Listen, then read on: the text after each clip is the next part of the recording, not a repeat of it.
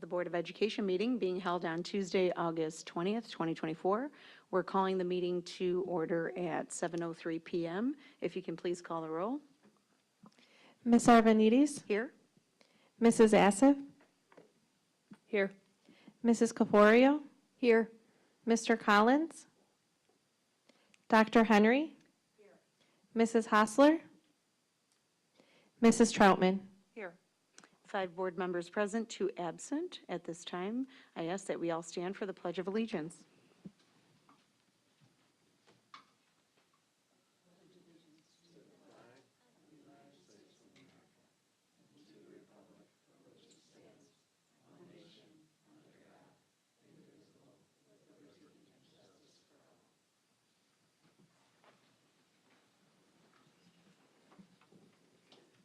Thanks. We're going to actually jump to our spotlight and recognition portion of the board meeting, and we'll resume public comments right after that like we normally do.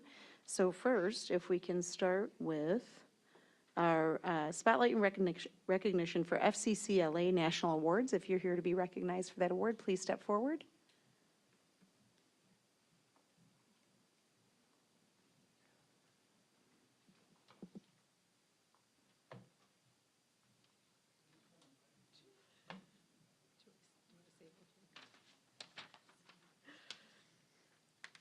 Hello, my name is Lori Christ, and I'm one of the FCCLA advisors at York High School in the Family and Consumer Sciences Department. I'd like to begin by thanking the school board and Dr. Campbell for the opportunity to honor the 2023-24 FCCLA National Competitors. I would also like to thank the York administration for supporting career and technical education and family consumer sciences opportunities at York. Lastly, I would like to thank our students' parents and the other FCS and FCCLA advisors for supporting our students throughout the competitive season. We are thrilled to share that Madeline Valesky and Madison Kleinberg proudly represented York High School at the FCCLA National Leadership Conference in Seattle, Washington, where they competed against over 8,000 students from around the country. Madeline Valesky competed in the Fashion Construction Star event, where she earned a silver medal, and Madison Kleinberg competed in the Star Food Innovation Competition, where she earned a bronze. We're so proud of all of our students as they demonstrated their passion for and technical skills in family consumer sciences throughout the FCCLA competitions. Maddie and Maddie worked hard to demonstrate their FCS knowledge through their FCCLA projects, and we are excited to see what they do this competitive season in FCCLA. I have to also say I had a great time in Seattle with the Maddies team, and they were so fun. Thank you so much, and congratulations, Maddies.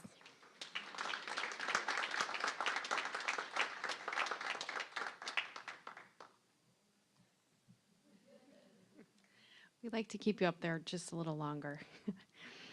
So congratulations, and sounds like you had a great time in Seattle. So we love to see the unique talents of our students that come into the boardroom and are highlighted. So it's really exciting to see what you've been able to do. I'm going to highlight a little bit about it here as we do our formal proclamation. So whereas York High School proudly participated in the 2024 FCCLA National Leadership Conference in Seattle, Washington from June 29th to July 3rd, and students from across the nation competed in the Students Taking Action with Recognition events, showcasing their talents and leadership skills. Whereas we are thrilled to announce that 2 of our students, Madeline Valesky and Madison Kleinberg, represented York High School with distinction, earning a silver medal in fashion construction, level 3 star event, and Madison receiving a bronze medal in the food innovations level 2 star event.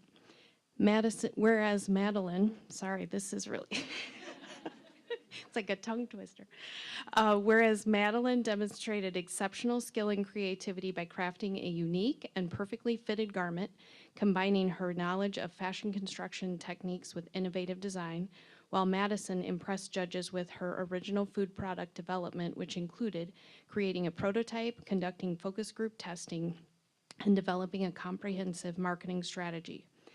Whereas these achievements reflect the hard work, dedication, and creativity of Madeline and Madison, as well as the support and guidance provided by their teachers, mentors, and families.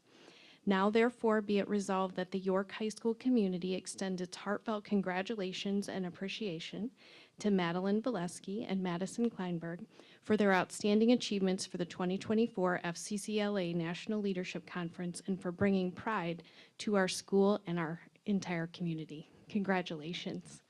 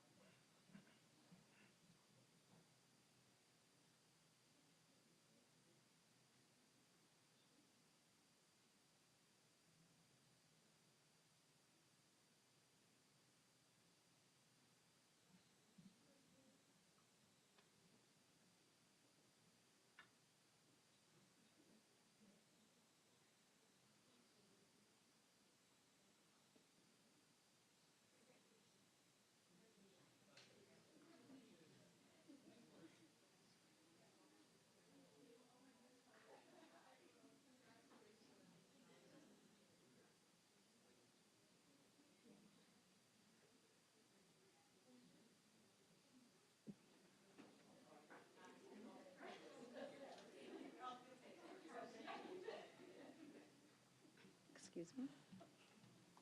Thank you.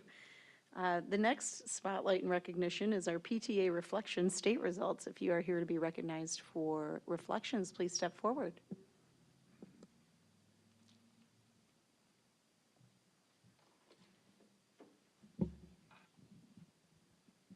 All right. So congratulations to both of you, Isla and Evelyn, on winning this prestigious award for the PTA Reflections. And so I'm going to go ahead on behalf of the board to read our proclamation. So whereas Elmhurst District 205 has proudly participated in the 2023-24 PTA Reflections Cultural Arts Program, where students from pre-K through grade 12 were invited to showcase their creativity across 6 artistic categories, embodying the theme, I am hopeful because. And whereas we are thrilled to announce Evelyn Black from Field Elementary School received a state honorable mention in dance choreography, further highlighting the exceptional talent within our district. And whereas we would also like to highlight that Isla Reedy from Sandburg Middle School was honored on the national PTA level in the literature category, garnering a Merit Award Bronze, and was also honored with the State Award of Artistic Distinction. And whereas an impressive 285 entries were submitted at the state level, reflecting the dedication and talent of our students, as well as the support and encouragement provided by PTA leaders, school staff, and parents across our 6 PTA regions. And whereas only 223 students from 45 state PTA congresses were selected for the national level recognition for their artwork and were chosen for this prestigious national recognition. And now, therefore, be it resolved that the Board of Education and Administration of Elmhurst Community Unit School District 205 extend their heartfelt congratulations and appreciation to all students who participated in this year's reflection program, as well as their families, PTA members, and educators who made this experience possible. Congratulations.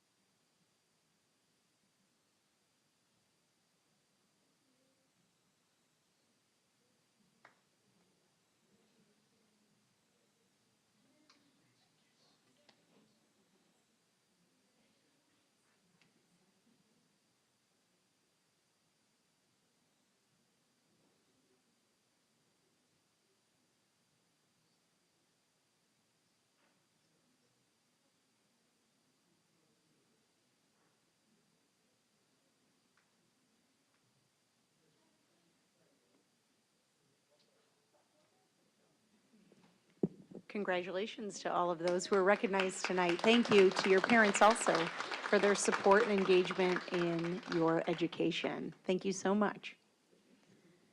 We'll now move on to item 3 on the agenda, public comments. I was told that we don't have any public comments. Is there anybody in the audience who would like to address the board?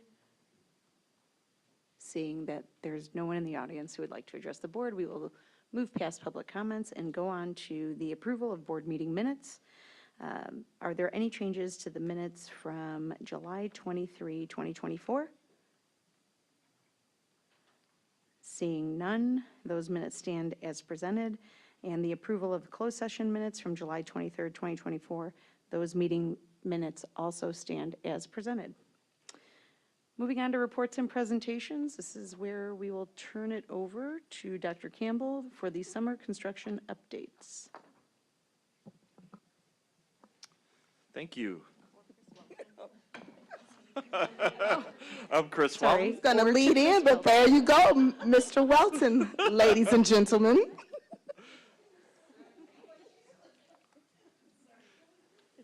So I will do the facilities update prior to the budget presentation, but I just want to say that a lot of the projects in here are in the 2024-25 budget that will be presented tonight. And the projects are going just so well. So we're going to start off with the referendum projects. Churchville Middle School, we have started the auditorium addition project, and it is on schedule.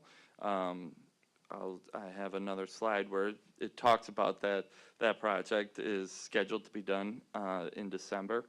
But the interior renovations project was done this summer. It's complete. They're still doing punch list items. And also a referendum project is Hawthorne Elementary School interior renovations. And again, that is complete, and we're just on the punch list items. As you know, Madison is an entire building renovation, and it is a 14-month project. So they're on schedule, but it's mostly demolition at this point. But it's progressing very well on schedule. And then the last referendum project was the York roof above the kitchen and receiving area, and that was complete. So as I talked about, this is kind of a two-phase project at Churchville. The auditorium is an addition, so that's a little bit longer. That's why it goes March through December. And then all of the different interior renovations, including the media center and the restrooms, and all of these other projects were completed this summer, and we're just on punch list for those. And so here is a picture of the front of Churchville Middle School. The signage, there's some signage that are still coming. So this is the entrance, which it highlights where the main entrance is, but there's still lettering and signage that's still to come in the next few months. Here's the auditorium. We have the exterior picture where it blends well, very well with the rest of the school building. And then on the left, you can kind of see that's the back where the control room is in the auditorium. And then on the right, there is the front, the stage.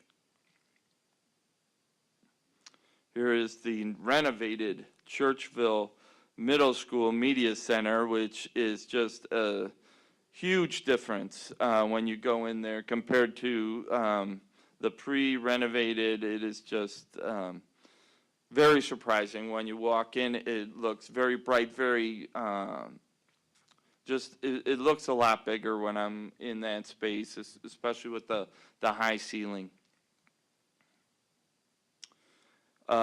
We renovated bathrooms, and that's one of the restrooms on the left with the pretty blue subway tile there. And then, we had some nice painting and boardwork in the hallways and really brightened up the Churchville hallways. Hawthorne, so Hawthorne, we did the media center and hallways, again, with the data a lot of data and cameras and clock systems. Look at that. So that is the Hawthorne Media Center with a really, really cool mural there that it's really eye-catching and very impressive new renovated media center at Hawthorne. These are the makerspace rooms, which are currently they have everything they need to be a makerspace, but currently they are classrooms.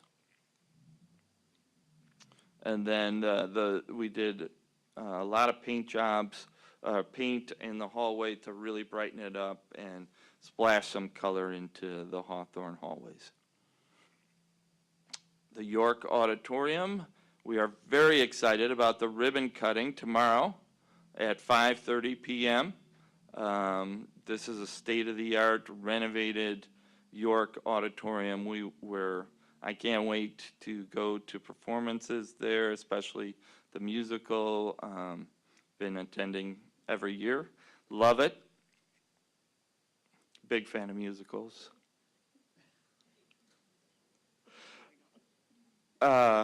Madison Early Childhood Center.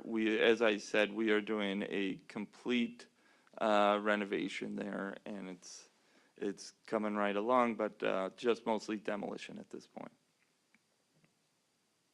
Here's the timeline, March, June. So construction has started in demolition phase, but expected to be done next summer and starting to move things in June of '25. And this is just what it looks like when we tear all the walls out. We will be getting all new windows in Madison. The windows there were these single pane, not efficient, very old windows. So the new windows will really improve efficiency in the building. And now the summer 2024 capital plan. So York, we have a lot of exciting projects that happened at York. We had to hold off on painting the field house.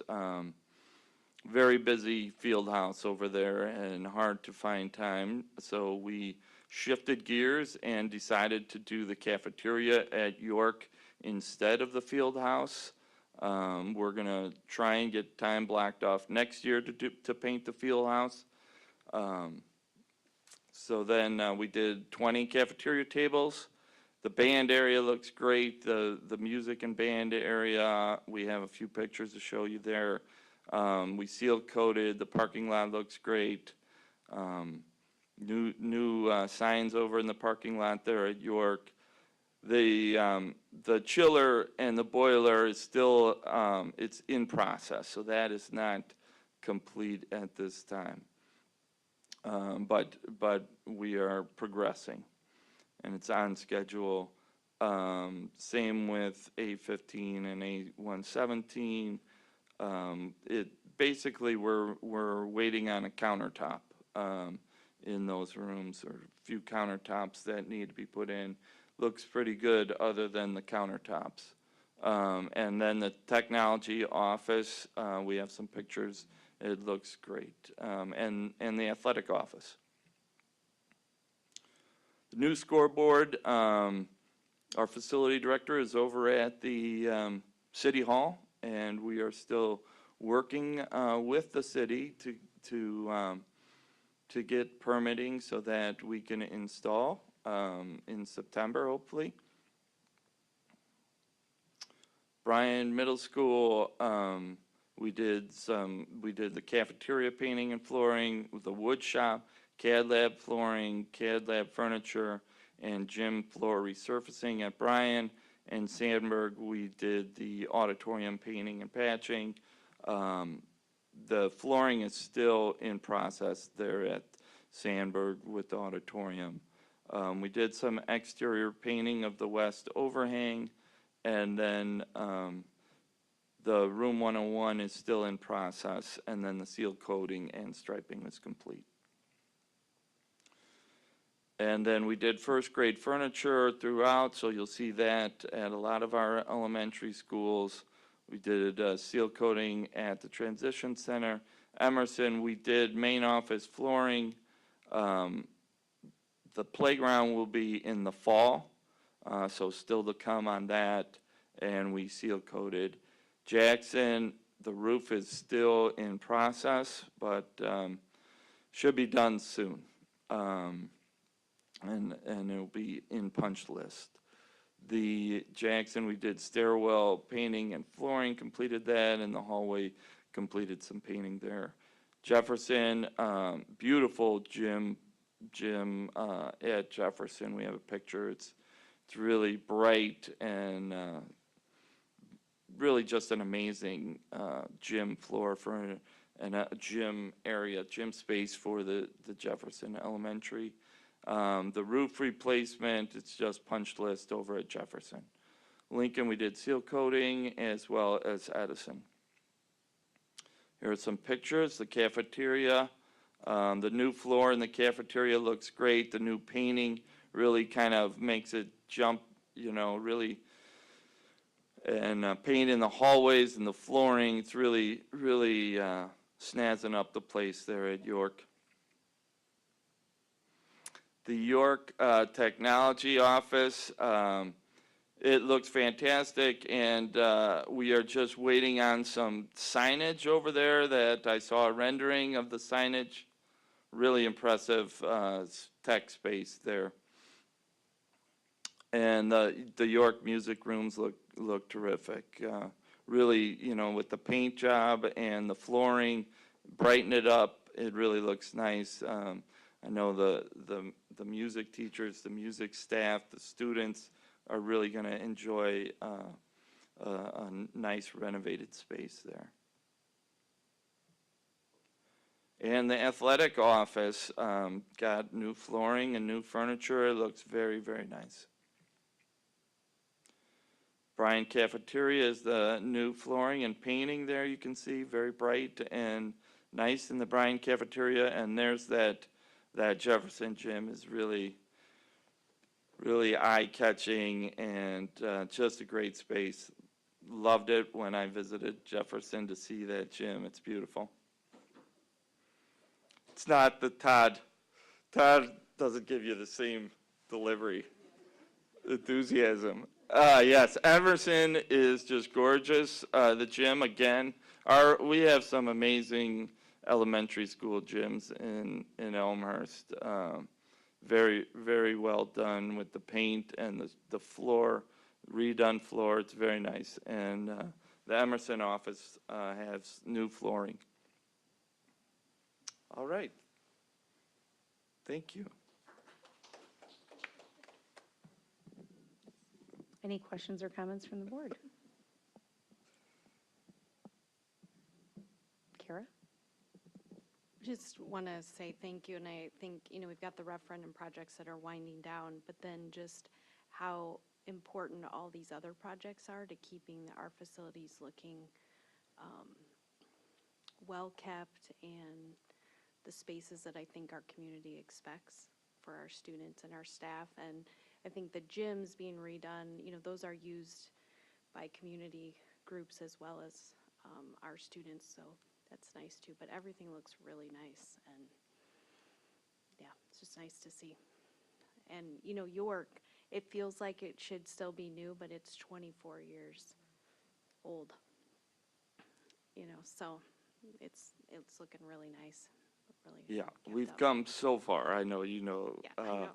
from 10 years ago, when I came, Lincoln was, we weren't putting any more money into Lincoln. It was so bad that we were like, you know, stop putting any money into it. It was so bad. But every school is just night and day from 10 years ago to now. It really feels good walking around the renovated school facilities. And even just the paint, you know, elevates spaces so much. So just thanks to all of you, but Todd and his team do a great job. It looks really nice. Great, thanks. And just echoing the modernization of all of our facilities, and of course, just bringing attention to, Todd comes in every so often and updates us on a long-range plan for facilities, and it's nice to see how the work day by day kind of translate to what we're thinking will need support and updating and changing in the future. So thanks for all of that work. It's a huge undertaking in such a large district with so many buildings and facilities to maintain. Okay, we'll move on to the 2024-25 tentative budget, and that is back to Mr. Welton for another report. And Todd will have a updated report at the September 11th Finance and Operations Committee meeting with an update on the referendum and the finances and everything with those projects. Great. But tonight, we are presenting the 2024-25 tentative budget. This budget will be put on display on the website and in the main office on Friday morning. And we also will have a notice in the newspaper on Friday as well. And this budget will be put on display for more than 30 days prior to the budget hearing, which will happen on September 24th at 7 p.m. But it was our prudent decision-making over time which has allowed us to plan and budget for the use of $10.7 million in reserves in the 2022-23 budget. As a result of positive budget variances, District 205 was only required to utilize $4.8 million in reserves in that year. And in 23-24, last year, District 205 used only $5.4 million of the budgeted $7.9 million reserves. This impressive feat highlights our ability to plan ahead, allocate resources judiciously to efficiently meet our educational goal of delivering a high-quality learning experience for all students. So this slide illustrates a comparison pie charts comparing District 205's mix of revenues with the state average. Unlike the state average, where 63.5% of school district revenues are locally funded, District 205's mix stands out with 91.4% of revenue coming from local sources. The district's financial structure reflects the unique demographic makeup and high property values, which excludes us from qualifying for a significant portion of state funding as a Tier 4 district. Notably, 84% of these locally generated funds are derived from property taxes, highlighting the community investment in ensuring a high-quality learning environment for all students. In addition to property taxes, the district draws local revenue from corporate personal property replacement taxes, tuition, interest income, food sales, student participation fees, and textbook sales. Property taxes represent 84% of operating revenues. The timing of collections has a big impact on the revenue stream. DuPage County distributes the May and June taxes in a much more consistent manner the last few years. This consistency has proven valuable in managing the district's finances effectively and planning for future expenses with greater accuracy. Elmhurst 205 remains adaptable to economic fluctuations such as variations in personal property replacement taxes, interest income, and federal revenues.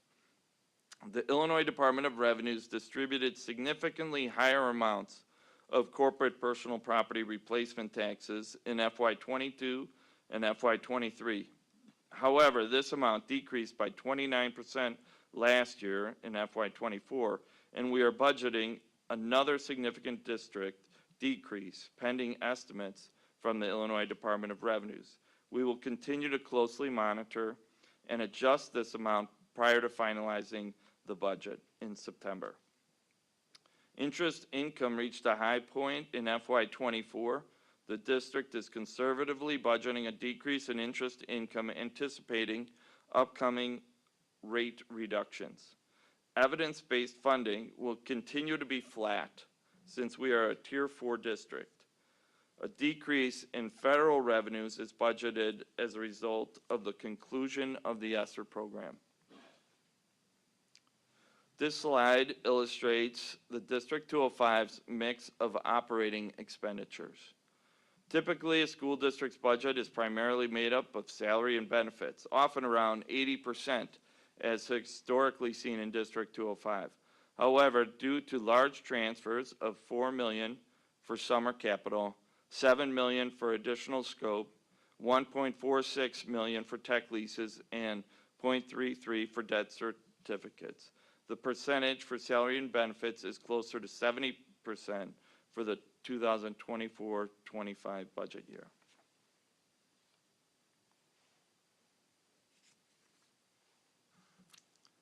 Staffing is the most critical factor to school district budgets.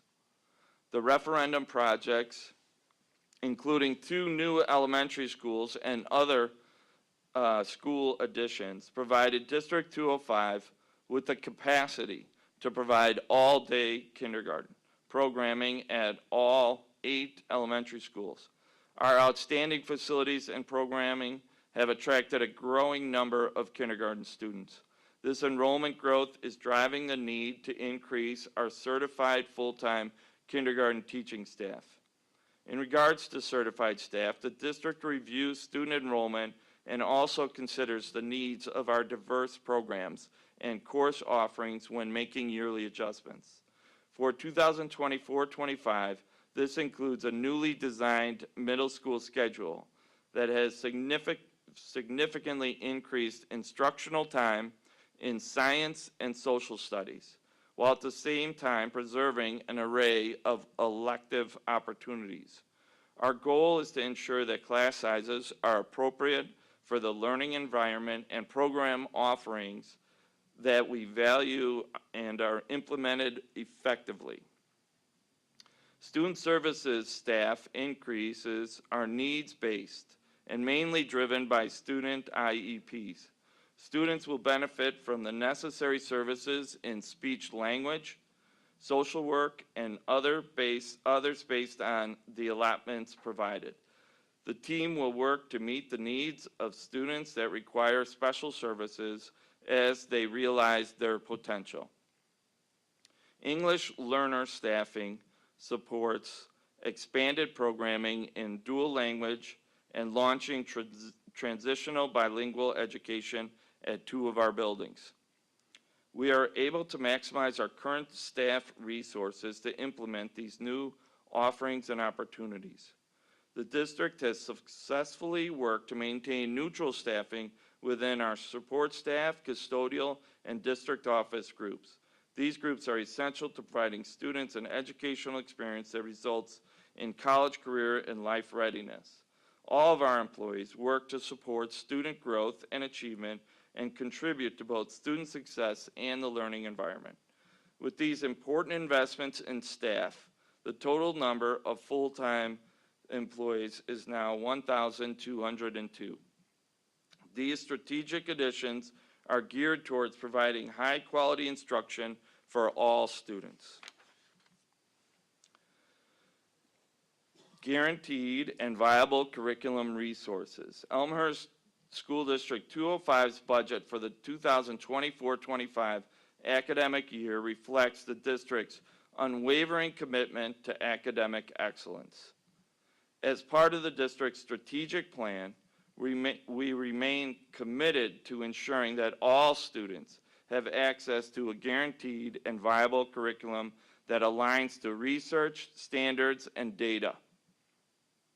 Illustrated on this slide is the journey the district has taken over the past 3 years to identify high-quality resources across grade levels and content areas.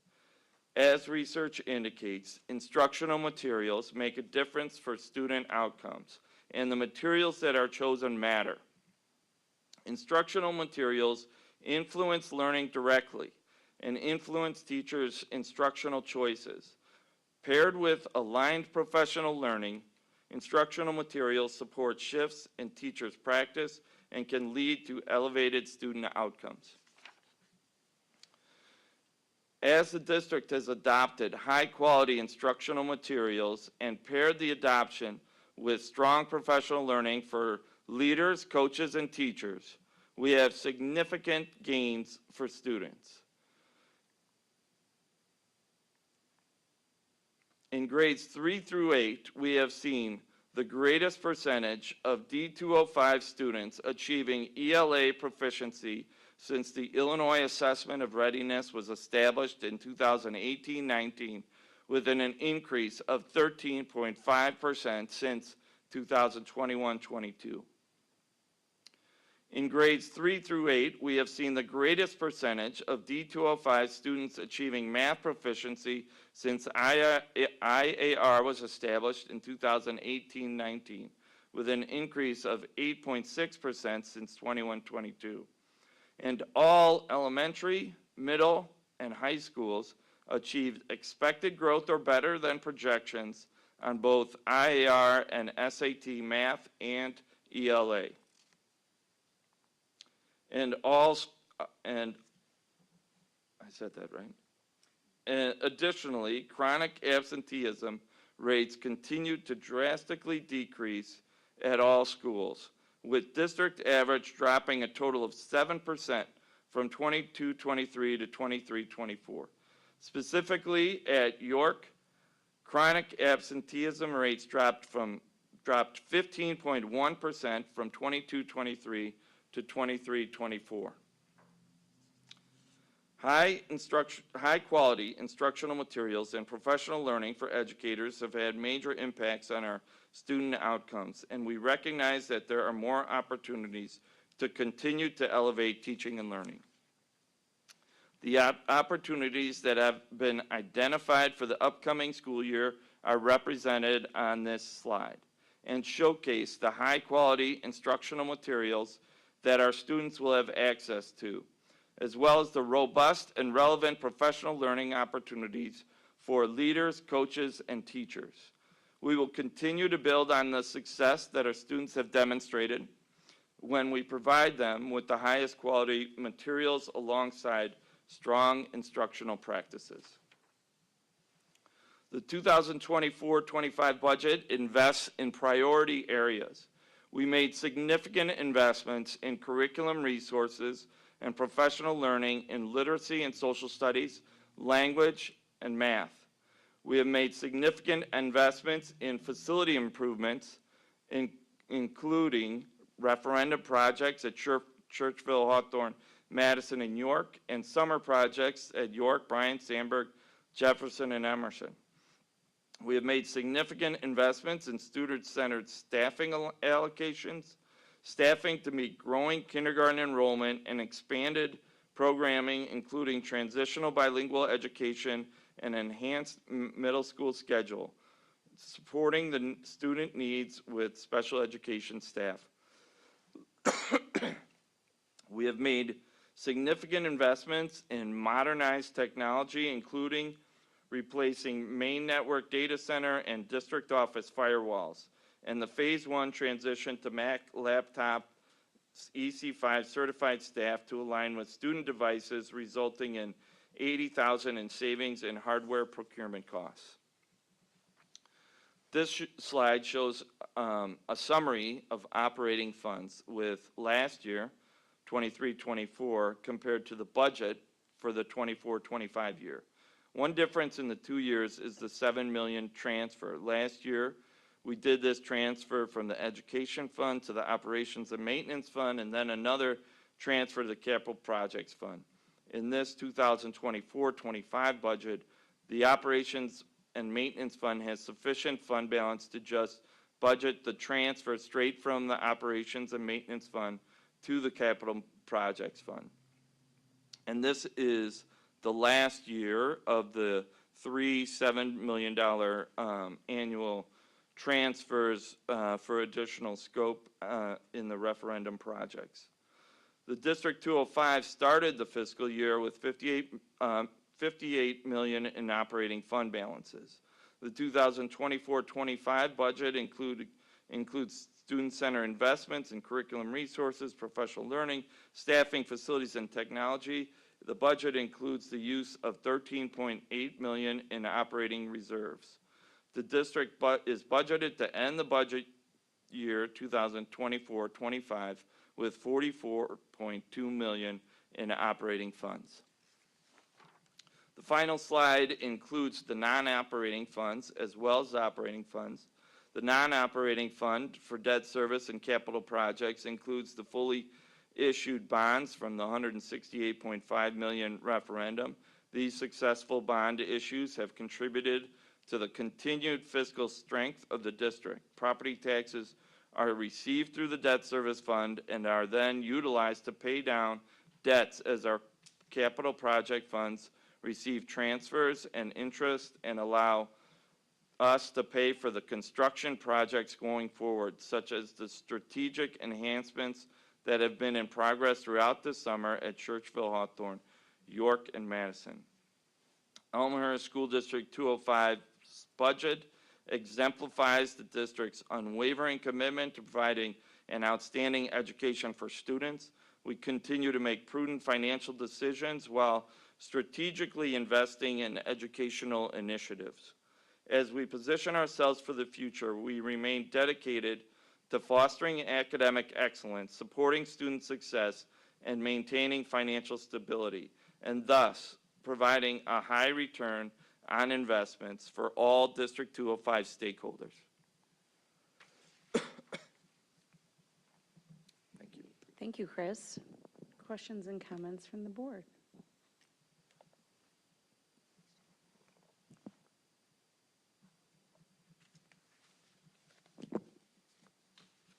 Go ahead, Kara. Just drink your water. Or did you open it for me? So I just want to first say thank you for, there's a lot, of course, in there, but, you were charged, you and your team were charged with improving student success. And our numbers are showing that our students are having more and more success. And you were also charged with looking at all of our operations and how we could get the best return on the investments we make.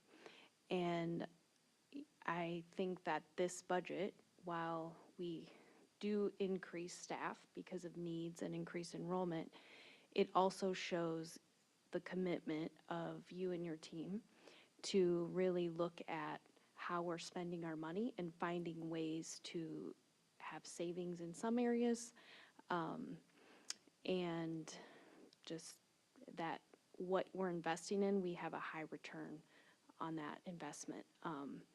And so I just think it's good to say thank you for that, and I hope the student success continues, and I appreciate the work that, I know in other conversations we've talked about the work that goes into staffing and looking at data, and so while we're not talking about that now, those conversations have happened in other meetings, and so there's an understanding of why our staffing, there's a need to go up, and hopefully that will plateau, but there's an understanding of that's, our students have had particular needs that have really had to be addressed, and also our enrollment is increasing, which is a testament to the great work going on in Elmhurst, because people want to move here.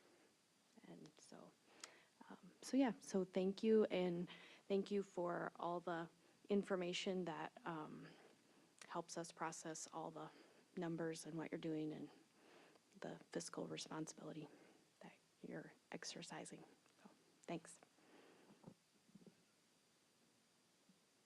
Just to echo and add a little bit more on, I really appreciate the connection that you're making between our fiscal decisions and then the outcomes in the student learning process. Most importantly, with what Kara was saying, this prioritization that I think was put forward to the district that we wanted to prioritize student growth and success.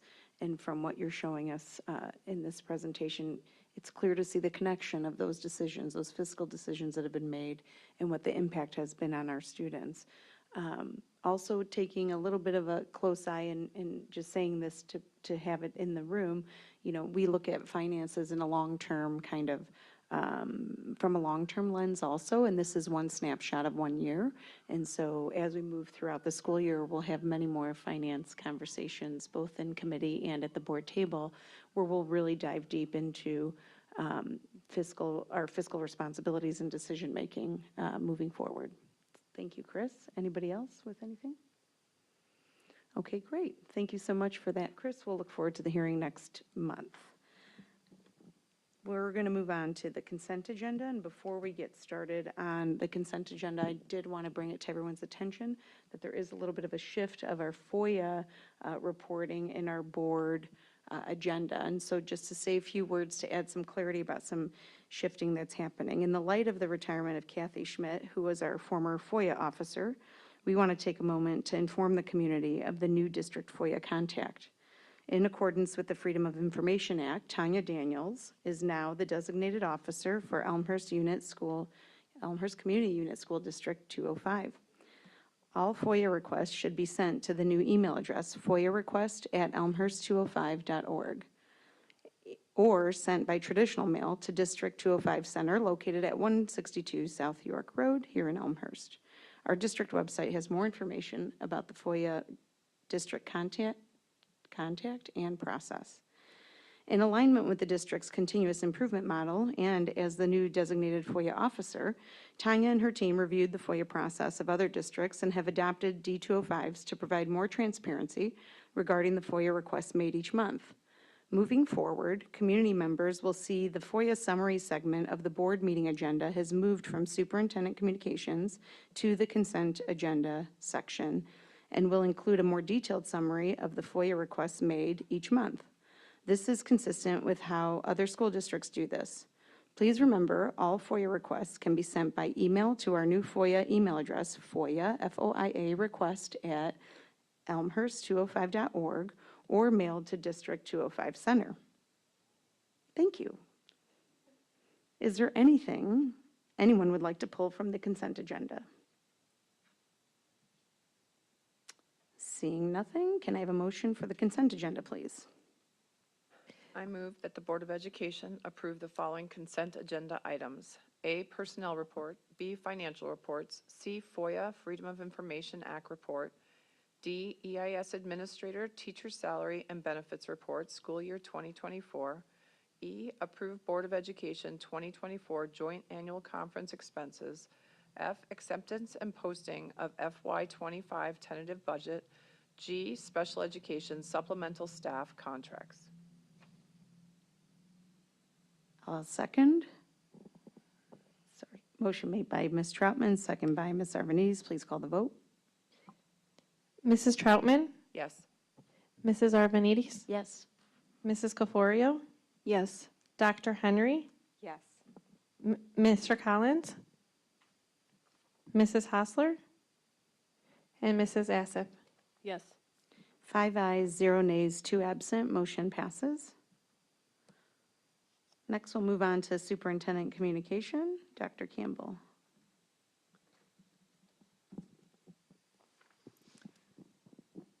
There's so much to share and so many exciting things happening in the world of Elmhurst Community Unit School District 205. And I think nothing beats the idea that all of our students are back in class, in session, engaged in a supportive environment and pursuing their passions and learning and making connections and relationships. We are super excited that we have had such a strong start to the school year. And as I shared in my welcome message, that the strong start happens because of the collaboration across our entire district. We have some of the best teachers, as well as staff members and administrators, along with the strong partnership of our parents, as well as our community partners, that makes Elmhurst Community School District just an amazing place to learn and to grow. So on tonight, we have several updates as it relates to some of the wonderful happenings across our school community. I'm going to first ask my colleague, Ms. Leischel, to share just a little bit of an update on school leadership and a couple of back-to-school highlights. Sure, thank you, Dr. Campbell. So as Dr. Campbell mentioned, we welcomed back our educators last Monday and Tuesday to really welcome them back for the 24-25 school year and get ready for a successful start for students. Dr. Campbell kicked us off by setting the intention that we are committed to the journey of excellence, and then educators had the opportunity to participate in over 40 different role-specific sessions and learning opportunities. On Tuesday, our buildings then welcomed back their school-based teams by setting goals for the year and preparing for students to come the next day, Wednesday, August 14th. We collect feedback in everything we do, and so feedback from our educators shared that over 95% found that the learning provided over the course of the 2 days was new knowledge that will impact their practice this school year to best support student success. Excellent. Thank you, Ms. Leischel. In addition to student success, we know that that is paired with a positive learning environment. And so within our strategic plan, we also work very strategically and intentionally to make sure we create a welcoming and safe and productive environment where our students can thrive. So I've asked Dr. Rubenstein to just share a brief update as it relates to our learning environment highlight. Thank you. So each of our schools has launched the year by introducing a consistent set of norms and expectations designed to create a welcoming and affirming learning environment. With 3 new deans joining our district this school year, we've embraced the opportunity to ensure that our messaging and expectations are aligned across all of our buildings, promoting a unified approach to student engagement. So at York, for instance, students have been actively learning about the We Are Dukes expectations, which is something that emphasizes key values such as being dependable, unified, and kind. These expectations are being reinforced through various activities and discussions that are embedded in our regular classes, helping students internalize what it means to be a Duke. And at our elementary and middle schools, we've been rolling out expectations that are specifically tailored to meet the needs of our younger students. So for instance, Fisher Elementary School has their ROAR program, Bryan has the Bryan Way language. So everybody has something similar that is consistent across the district, creating a strong classroom environment at the beginning of the school year. So our goal is to support student success by fostering a sense of belonging and shared responsibility where every student feels valued and equipped to thrive academically and socially in our schools. By maintaining consistent expectations across the district, we're laying the foundation for a cohesive and supportive school culture in all of our buildings that benefits every single one of our students. Thank you, Dr. Rubenstein. So we've talked a little bit about the work that we've done with ensuring that we had a strong start with our professional learning, with creating our environment. But oftentimes we hear, right, that the really catalyst of all of this is staff. It's making sure that we have highly effective and highly engaged, what we use language in our strategic plan, purpose-driven staff to meet the diverse needs of all of our students. So I've asked Dr. Schumacher to share a brief update as it relates to our staffing and how we have started the school year with really, really strong staffing. Yeah, thank you so much. And I'm very happy to highlight tonight a few fill rate quick stats for our employee groups as we start the new school year here. For certified staff, mirroring what was reported last year by Dr. Campbell, we sit 99.86% staffed as a district, which equates to only one certified current open position within the entire Elmhurst Teachers Council unit. For educational assistants, we continue to see less vacancies to start the year compared to prior school years as we look at historical data. This August, we are currently over 85% staffed, equating to 9 less vacancies and a 6% improvement compared to last year at this time. For our custodial and maintenance group, we also continue to see less vacancies to start the year compared to prior school years. We are currently almost 98% staffed, equating to 3.6 less vacancies and a 4% improvement compared to last year at this time. Finally, I wanted to share that we have also increased our substitute pool by almost 5% in the past calendar year, with a total of 128 subs in our system. In D205, we'll continue to advertise, recruit, and select candidates that will support our mission, values, and vision. And we look forward to our new hires transitioning successfully in their roles this current school year. Thank you, Dr. Schumacher. I want to highlight that in addition to the work that is being done across our schools, one of the things that the Board of Education has also charged me with, thank you, Board Member Cafario, there was many charges, but one of the charges also included strengthening our communication and making sure that we have really strong structures in place to communicate not only directly with our parents, but with the greater and the broader Elmhurst community. And with that, I will have to say that there has been so many amazing changes and updates and new structures that have been put in place by our communications department. And I know that the Board of Education has paid homage and recognition to those, but it's also really exciting to announce that we have been recognized nationally for the work that has been done across our communications department. So I've asked our executive, our Chief of Staff and Communications, Ms. Tanya Daniels, to just share a brief update on those acknowledgments and recognitions, which have also been highlighted in this most recent Community Connections edition. Thank you, Dr. Campbell. So I am honored to share that the National School Public Relations Association recently awarded 5 Publications and Digital Media Excellence Awards to District 205. The awards recognize a wide array of publication and marketing materials across print and digital means with 3 levels of distinction. Receiving awards of excellence, the highest level of distinction, includes the 3rd edition of our Community Connections newsletter and the Journey of Excellence We Are D205 video. The 2nd level of distinction is the Merit Award, which was given to 2 submissions, the York Dance Program video and the Community Connections Dual Language Program video. And also awarded was an honorable mention in photography for the photo of the York Community High School baseball team winning the 2023 Super Sectional. Can we give our communications department a round of applause?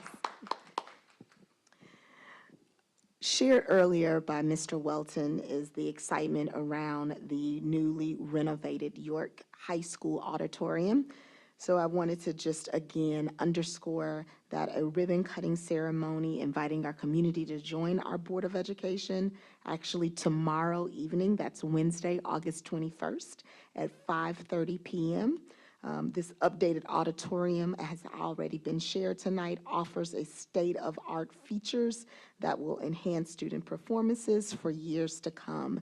And we are so extremely grateful to our community for their support in the renovation and well as in the referendum projects that voters approved in 2018. So please join us officially in welcoming the community to view and to celebrate that newly renovated space. Last, but certainly not least, I am pleased to announce that our Board of Education is one of only 46 boards to earn the Illinois Association of School Boards 2024 School Board Governance Recognition Designation. This honor acknowledges school boards that have actively engaged in activities and modeled behaviors leading to excellence in local school governance, ultimately, which is the key, supporting public education and student success.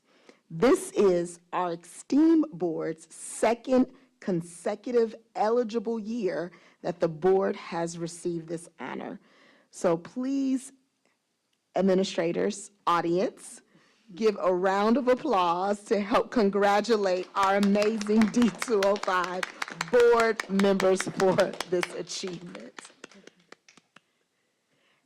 And that concludes the superintendent's communication. I just follow up on that because I really, there's an impression, I think, that the work of the school board starts and stops at our regular board meetings, when in reality, much of our work happens outside of board meetings.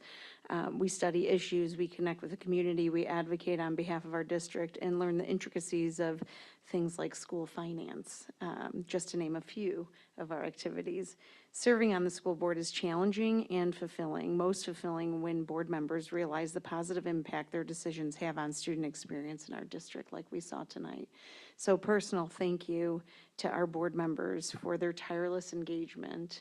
We do this, and I believe that we do this well to the best of our ability. So thank you for coming along for the ride and continuing to stay engaged and focused on what's best for our community and students.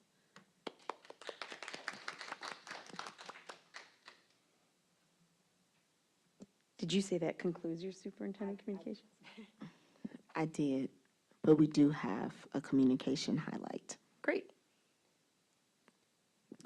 So the video that we are going to show tonight, which is sure to be a future award-winning video, is part of the 8th edition of the Community Connections newsletter that is hitting homes as we speak, and it highlights our assistive technology throughout the district.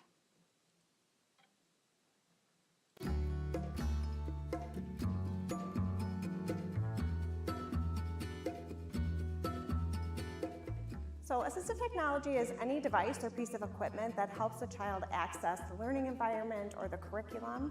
A lot of times it can be something as simple as a pencil grip or special lined paper, but it can also be all the way up to a high-tech device that helps a child who has no verbal communication or minimal verbal speech communicate with their peers or with their teacher to help them. My students have benefited from access to assistive technology by increasing just their communication overall in school. They're able to participate in classes more, extracurricular. They're able to socialize with their peers and expand their communication of their wants and needs to help them self-regulate. Our youngest learners, they come to us when they're 3, and we can get a variety of different methods of communication put in place in their classroom so that they're able to explore and just play around with different forms of communication to see what's going to work best for them, and they can start learning it as early as possible. When I asked for something different that my kids can use in the gym, other than just sitting there, you created this cool car for somebody to use, and it uses a switch to get it to go, and the student just goes around the gym all the time, all day long, and it's really nice because then she can participate with the rest of the kids in the class instead of just sitting on the side and playing with put-in toys the whole time. Being able to work really closely with the technology department, especially Molly Marquardt, and get iPads imaged and ready for students as quickly as possible, and get them in the hands of students really, really quickly. So as soon as teams are able to identify that a student has a need for a communication device because they've identified that they don't have adequate verbal speech to be able to meet their needs as a student, then we can very quickly get them something that is going to help meet their needs. Technology has changed these kids' lives, and it has changed the way that they communicate with their families outside of school, and it has changed the way that they understand things like colors and shapes and getting food and communicating how they're feeling and really getting an education, and that education has no barriers. And that's what technology has brought to kids, and it's just such a heartwarming feeling to see that the efforts that the technology department puts in pays off in that way. When they first start using their devices to communicate, a lot of what we do is modeling for them and teaching them how to use the device, where to locate things, how to navigate the device. And then as they get used to the device, we really see them become more independent, form phrases and sentences independently to express their wants and needs rather than us modeling it for them. It's really great to see when they independently say what they need or want, and then we're able to help support them. but being able to say words and put phrases together to explain to others what they want to do or how they want to play. And I think that's really exciting to be able to see them start to make those connections with other people, and communication is at the root of all of that. And so seeing them get to start to do those things, I think, is what's really exciting and really important.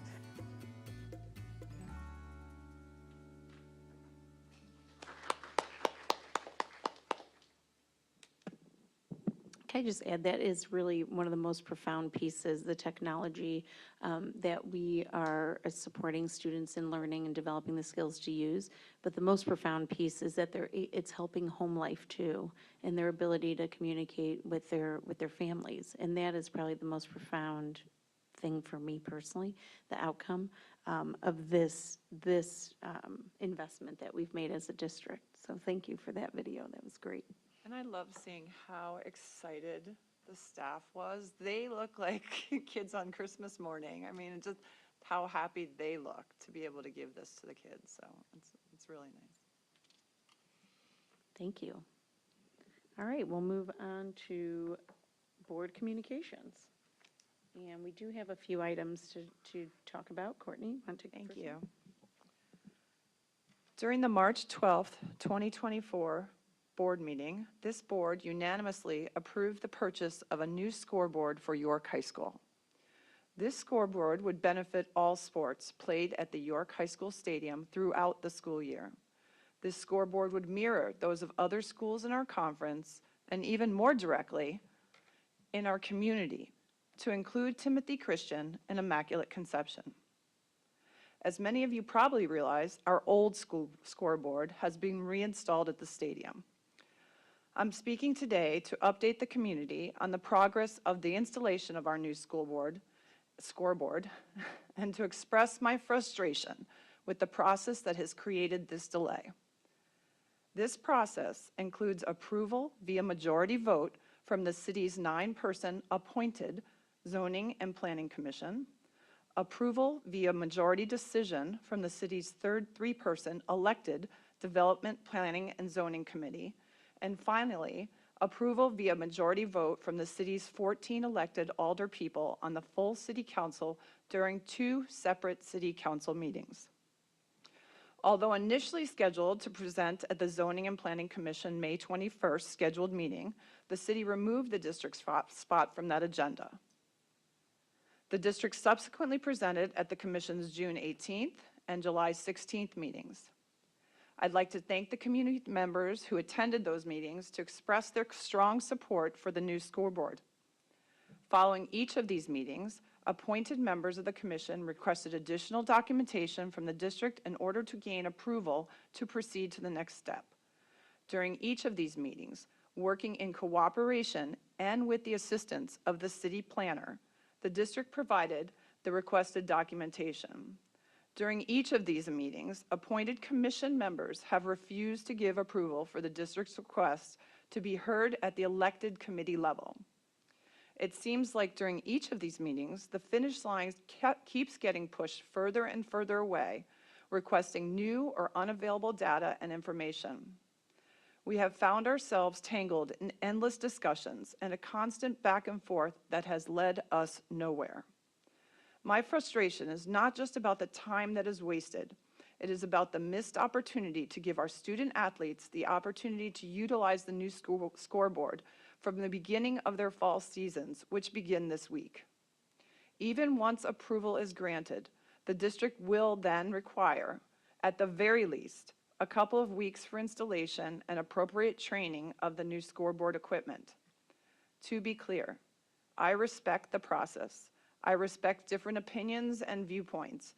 I respect the vetting of information, and I respect the community members who volunteer their time to contribute to our community. However, this first step in the process has been unduly long and burdensome. This evening, the district presented to the commission for the 3rd time.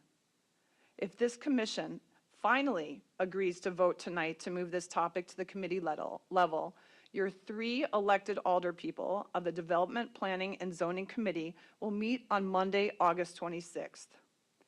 At that time, if the majority of the committee moves to agrees to move the request forward to the full council meeting, I would urge the committee to include in their recommendation a suspension of the rules to allow the approval from the full council to be granted after one council meeting as opposed to the 2 that is normally required. The next city council meeting is scheduled for September 3rd. Thank you, Courtney. Also during board member communication, wanted to take a moment to talk about the election that's coming up, the school board election in April 2025. Wanted to bring this election to the attention of our community as the DuPage County Elections Office has modified the filing dates for candidates. Today is actually, August 20th, 24, is actually the first day to circulate petitions, and candidate filing dates are now November 12th through November 18th, which is a change from the past filing dates falling in December for the April consolidated election. Community members interested in running for school board are encouraged to reach out to any current school board member if they'd like to learn more about the role and district priorities. So moving up of the timeline, wanted to make that clear to our community that petitions are being circulated now with a submission of November 12th through 18th. Thank you.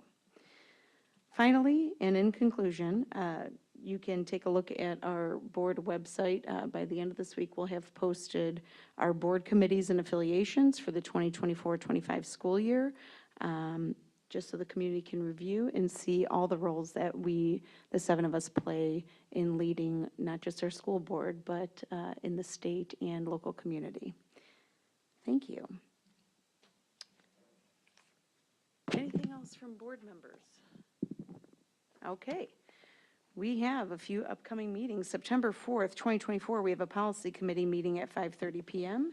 September 11th, 2024, finance and operations committee meeting at 5:30 p.m. September 24th, 2024, we have a board of education meeting at 7 p.m. All 3 meetings will be held here at District 205 Center in rooms 215, 16, and 17. We are now at 8:15, and with that, our meeting is adjourned.